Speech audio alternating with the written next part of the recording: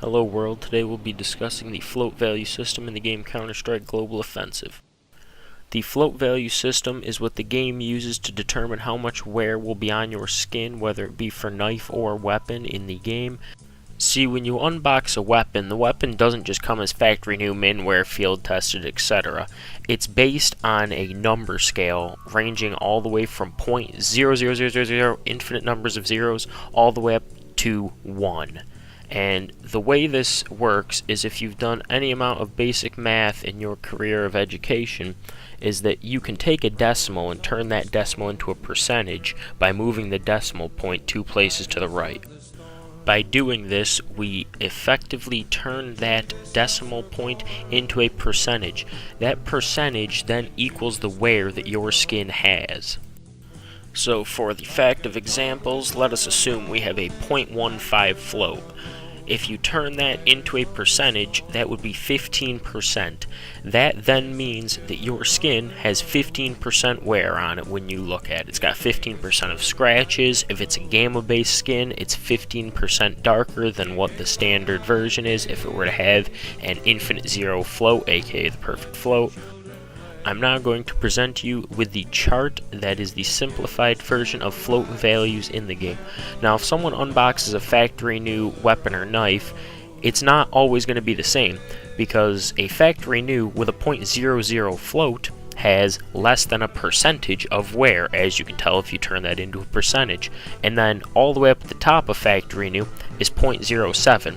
So let's say a 0.06 gets unboxed and a 0.00 gets unboxed. The 00 is going to look cleaner and it's going to be valued higher. My gut knife gamma Doppler, for example, is a 00 float. Now, if you know anything about gut knife skins, they show a lot of wear even with a low float. So even though my gut knife gamma Dop is a 00 float, it still looks kind of scratched up where the teeth are. But that's just how the float value system works. Disregarding my atrocious name with the USP, the float system, once it's understood, isn't all that hard to wrap your head around. If someone tells you they have a float of a point anything, you just turn that into a percentage and boom, you know the wear right then and there. And one last thing to understand with the float value system is that a lot of people advertise things as, I've got a minimal wear gut knife slaughter with a factory new float. What they mean by that is, if you look at the minimal wear range, that is 0.07 to 0.15, aka 7% wear to 15% wear is a minimal wear. When they say a factory new float, they're essentially saying, I have a 0.07 float or a 0.08 float, a float that is constituted as min wear, but it is so close to factory new that it just looks factory new.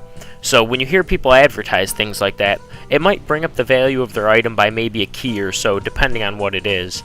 But unless you're trying to get into a Float Kings or something, I wouldn't worry a whole heck of a lot about people advertising their factory new float on a minware or their minware float on a field tested.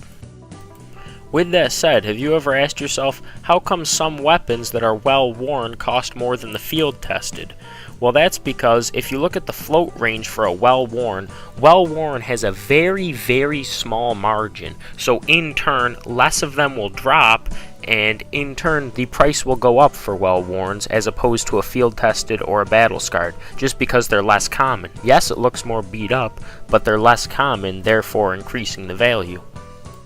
The two single largest cohorts of float ranges would be the field tested and the battle scarred range. Everything else has less likelihood of a chance to drop. But that about wraps up this video for today. I tried to keep the explanation of the float value system short and concise and easy to understand, so that way anyone can take what I have said and apply it to their own trading experiences. If you guys enjoyed the video and are interested in any more of my trading content that'll be coming out along down the stretch here, go ahead and hit a subscribe on there to stay up to date. If you enjoyed the video, hit a like on there. With that said, have a great day, guys. Good luck, all you traders. Once again, I'm also going to be having my trade link in the description of the video if you want to send me offers. Have a great day, you guys. See ya.